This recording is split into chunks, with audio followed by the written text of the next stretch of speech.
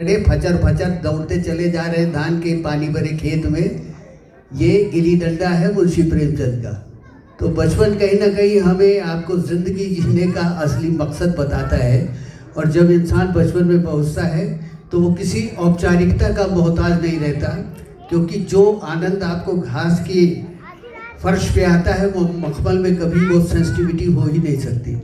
हम कितना भी मशीन के आश्रित क्यों न हो जाएं, मगर जो हमारी संवेदनाएं हैं वो मानवीय हैं। तो ये मानवीय गुण है। और अगर आपको अच्छा लगा तो एक बार जोरदार ताली उन बच्चों के लिए बजाएं। और उसके बाद लिथोग्राफी तक आई, उसके बाद मशीनें आ गई, अब डिजिटल क्रांति हो गई है।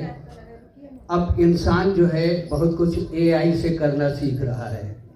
हम मशीन न बन जाएं, हमारी संवेदनाएं बची रहें, हमारी ज़िंदगी में तरलता और सरलता बनी रहे। इसलिए ये बहुत ही आवश्यक है।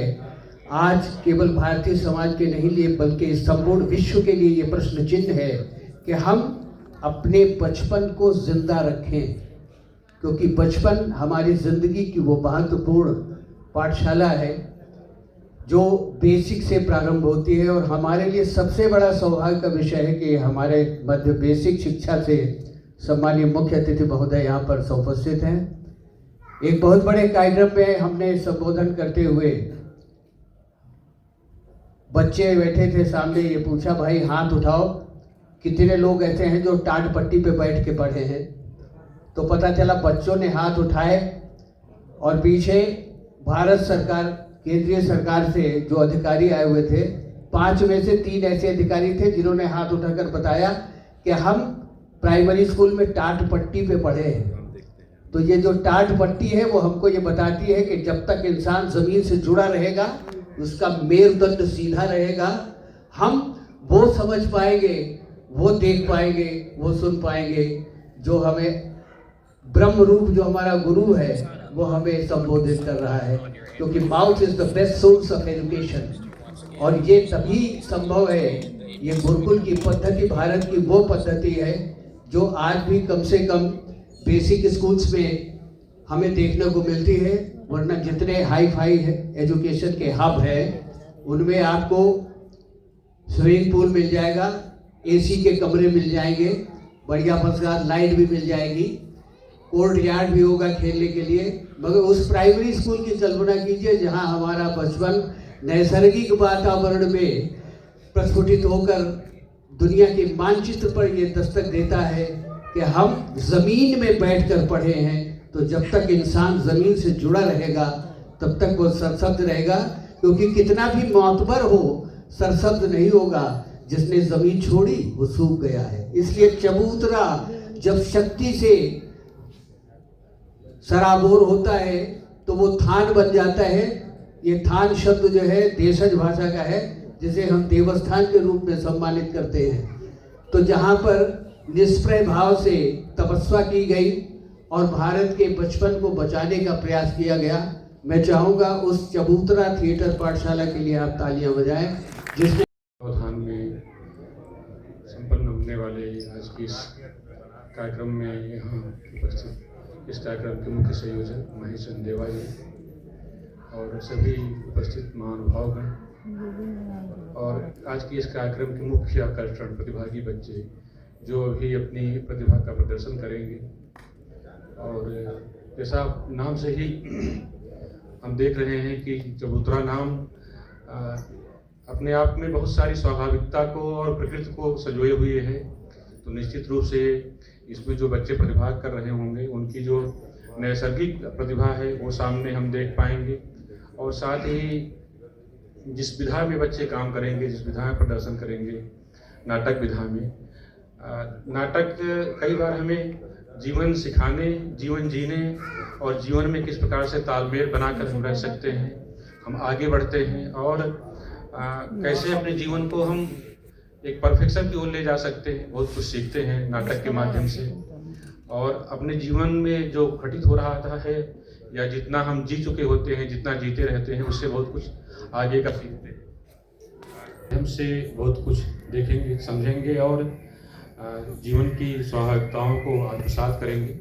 और मैं इस थिएटर को, इसके संयोजक को अपनी ओर से ढेर सारी शुभकामनाएं देता हूं, क्योंकि जिस वर्ग के बच्चों को, जिस तरह की अपब्रिंगिंग के बच्चों को ला करके आप मुख्य धारा से जोड़ते हैं, वो निश्चित रूप से ही बड़ा श्रमसाध्य और कठिन कार्य है। कई बार देखने में लगता है कि बड़ा स्वाभाविक तरीके से हो रहा है, लेकिन उनको इस धारा में लाना और इस प्रकार से उनके मन में चीज़ों को बैठाना और उनको आगे बढ़ाना, वो वास्तव में बड़ा कठिन कार्य है। तो बधाई के पात्र हैं देवा जी, जिन्होंने ये कार्य करना प्रारंभ किया है और एक अच्छे रूप में कर रहे हैं। और ये हमारी पीढ़ी के लिए भी अच्छा है, क्योंकि आज जब सोशल मीडिया का ज़माना है, सूचनाओं के विस्फोट का ज़माना है, ऐसे समय में बच्चे इस प्रकार की जो नाटक है या संगीत है या इस प्रकार की जो अन्य गतिविधियाँ हैं, तो उनके माध्यम से जो उनकी स्वाभाविक अभिव्यक्ति होगी, वो निश्चित रूप से एक अच्छे भविष्य की ओर ले जाएगी इस पीढ़ी को और आने वाली पीढ़ियों को। मैं आज इस अवसर पर जो बच्चे यहाँ प्रतिभाग कर रहे हैं, जो अपनी प्रतिभा का प्रदर्शन कर रहे हैं, उनके उज्जवल भविष्य की कामना करता हूँ कि इस विधा के माध्यम से वो समाज के लिए बहुत कुछ अच्छा करेंगे, देश के लिए अच्छा करेंगे और कुल मिलाकर पूरी मानवता के लिए अच्छा करेंगे और समाज के लिए एक एसेट साबित होंगे उनके भविष्य के लिए। और इस चबूतरा परिवार के लिए मेरी ढेर सारी शुभकामनाएं।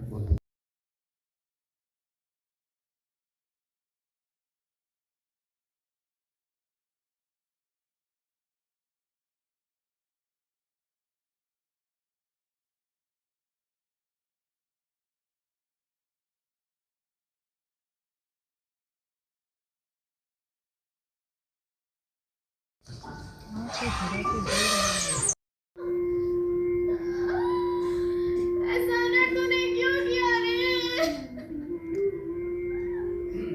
लेकिन तुम्हें कैसे पता चला?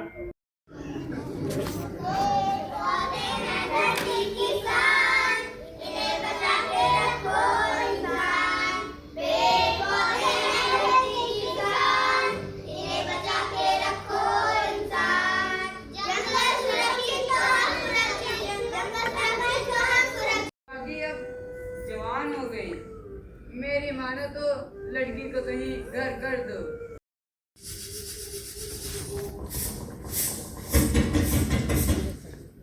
कौन है भैया? हम आए हरियर भैया और अब लल्लन, भीतर आ जाओ हरियर लल्लन।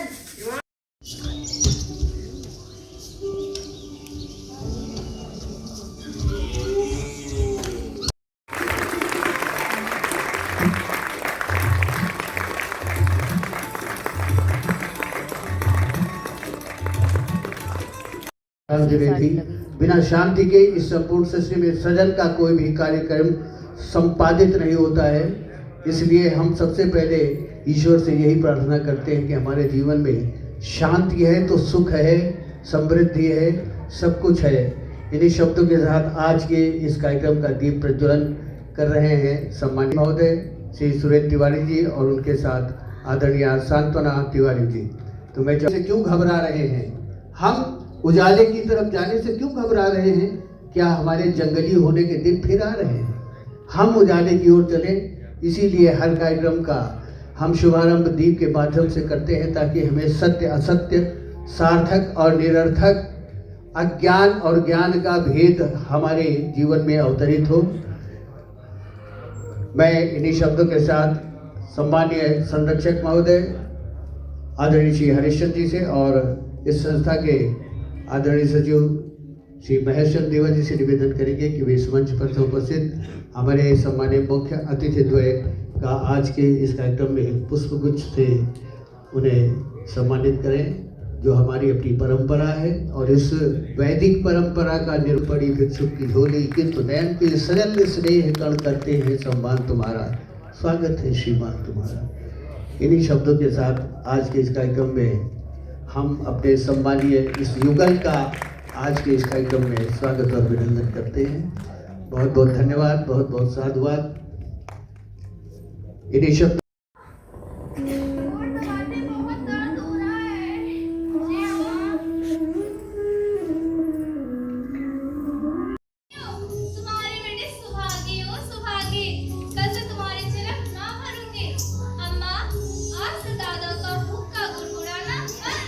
ठीक है।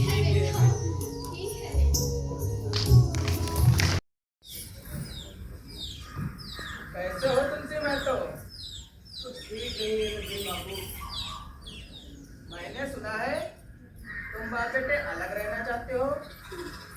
सही सुना है। बच्चों से प्रार्थना है अब रामू और मेरा एक में निर्वाह नहीं होता। अब आप लोग जो कुछ भी इंसाफ से दे दे वो लेकर हम अलग हो जाए। रात दिन की हिचके जब अच्छी नहीं। सज्जन बाबू आप चाहे रामू से पूछ ले। क्यों रामू, तुम अपने माँ बाप से अलग रहना चाहते हो? तुम्हें शर्म नहीं आती? औरत के कहने से तुम अपने माँ बाप के साथ ये दुर्व्यवहार कर रहे हो। साहब, जब एक में गुजरना हो तो अलग हो जाना ही अच्छा है। तुमको साथ में क्या कष्ट है? एक बात हो तो बताऊं? अरे कुछ तो बताओ। साहब, मैं पहले भी कह चुका हूँ, अब मेरा इनके साथ एक में निवाह ना होगा। बस मैं नहीं जानता, अब मैं चलता हूँ। अब आप लोग ही समझे। ठहरो रामू, देखिए आप लोगों ने इनका मिजाज। आप चाहे 4 हिस्से में से 3 हिस्से इसे दे दे, पर मैं दुष्ट के साथ न रहूंगा। भगवान ने बेटी का दुख दे दिया है, नहीं तो खेती बाड़ी लेकर क्या ही करता, जहाँ रहता वही कमा खा लेता। भगवान ऐसा बेटा सातवें बैरी को बिना दे, लड़के से भली लड़की जो कुलवंती हो। दादा, ये समान बकरा मेरे कारण तो हो है ना? मुझे क्यों नहीं अलग कर देते? मैं मेहनत मजदूरी करके अपना पेट पालूंगी। अपने से जो कुछ पड़ेगा आपकी सेवा करती रहूंगी, पर रहूंगी अलग। धैर्य रखो बेटी। नहीं दादा, ये घर का कारावास मुझसे नहीं देखा जाता। मैं अपने माथे पर यह कलंक नहीं ले सकती।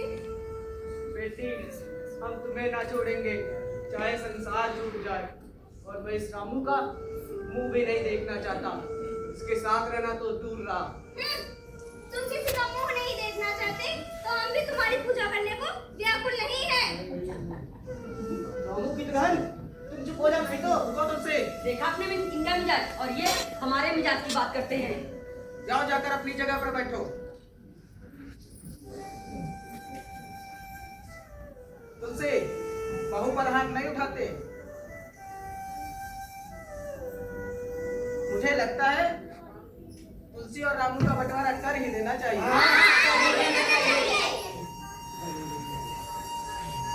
ठीक है, कल नापजोख हो जाएगी।